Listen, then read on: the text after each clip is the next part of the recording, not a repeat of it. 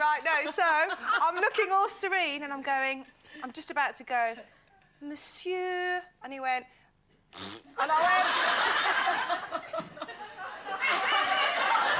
and you know what? I didn't get one note out. So all the audience saw was this person come on and walk off. Without singing. I never sung a note. I was dying inside, the pain. But the less you're allowed to laugh and the more you think you're going to get told off, it's like at school. You know, you can't... when your shoulders start going like that and then you just laugh even more. I was actually at a funeral, and it was my grandma's funeral, and I didn't think it was funny at all, but me and my sister, we couldn't stop laughing. We had got terrible giggles, and we were standing, you know, like this, like, trying not to let anyone see we were laughing, and we were both going like that. And apparently it's quite common, people laughing at funerals instead of crying. I don't know why. And we were both going like that. And my auntie was standing next to me, and she thought I was crying and put her arm around me and started comforting me. And that made me even worse. And I started laughing even more. And then I started, like, you know, when your nose starts snotting. And it was terrible. And you know, it happens on here sometimes, doesn't it? When you say something and you can't stop laughing. There was one time, who was it? Dr. Truman from EastEnders was on, and Jane Middlemiss was on the show, and she was sitting there, and I was sitting here, and a fly landed on Jane's nose. And we were just sitting here laughing at her. And Sherry Houston was sitting here, and she was getting really cross, and she kept kicking me under the table, like, stop laughing. And the more she did that, the more I was laughing, and you can't help it. You can't. It's sort of a similar situation I had when I was in Romeo and Juliet, and a bit like yourself, the big death scene when Romeo and Juliet are found dead, and I come running in because I was the nurse, and I slipped on a piece of cloth and went, woo! And I couldn't say the lines. I just had to get down and pretend I was crying. And I just pretended to cry through the whole scene, but I was absolutely couldn't get it together at all. You're a professional, Jane McDonald. A pro. Yeah. OK, here's some news that's sure to put a smile on your face. And believe me, you'd be laughing all the way to the bank if you won.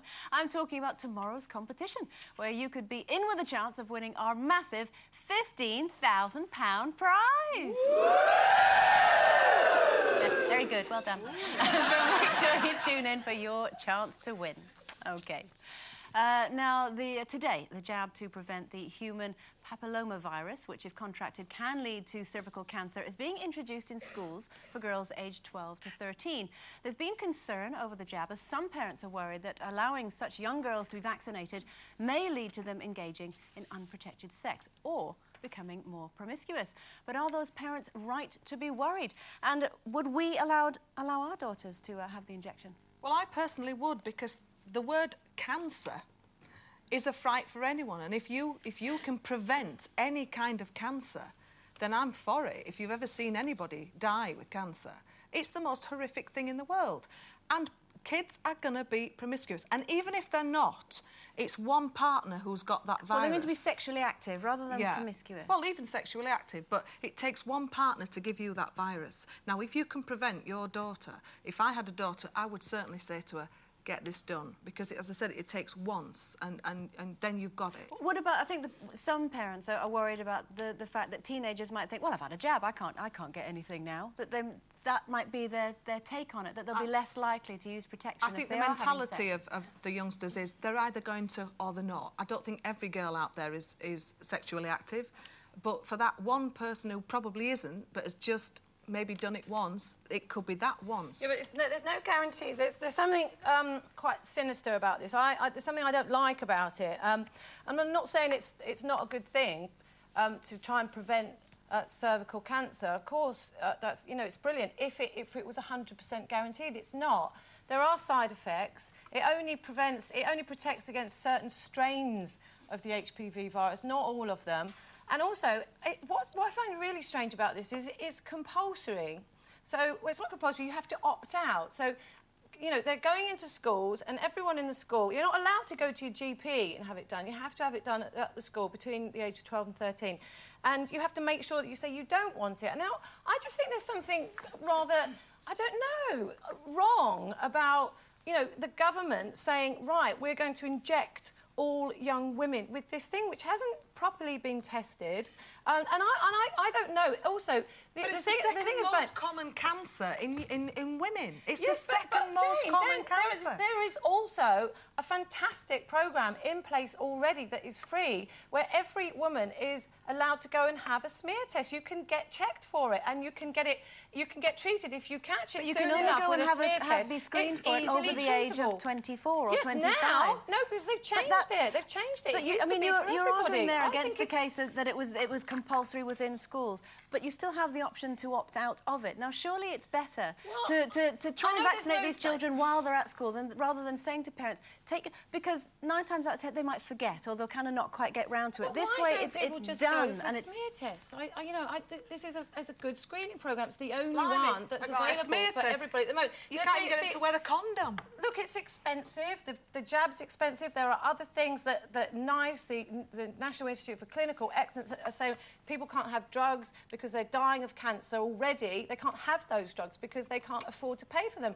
And here they are injecting all these young girls. To prevent it. Yes, but it's not going to necessarily the way you prevent see it. Let me tell you why you hate it. Tell me if I'm wrong. One of the biggest reasons why Carol hates it is because it's being forced.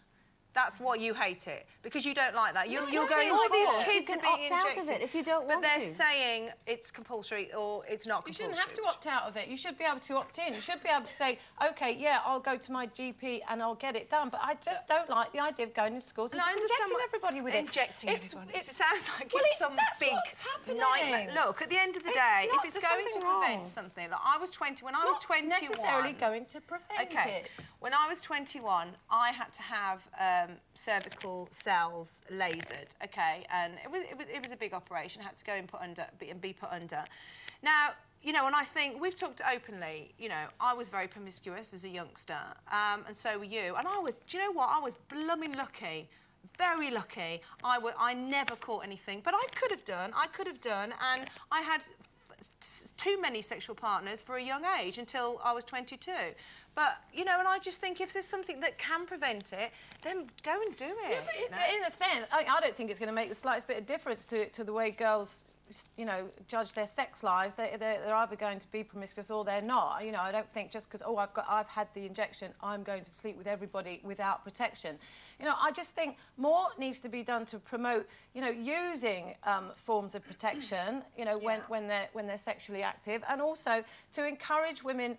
I mean, I know women of my age who have never been for a smear test, which I think is absolutely insane. I mean, I can't understand.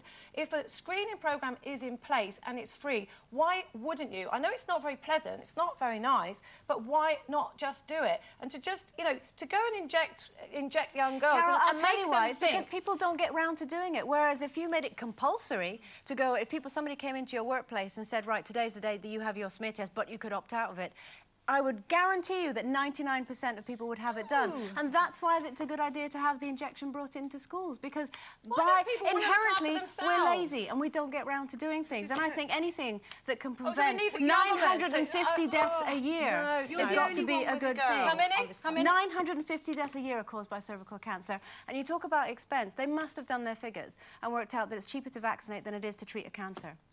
Surely, they're not stupid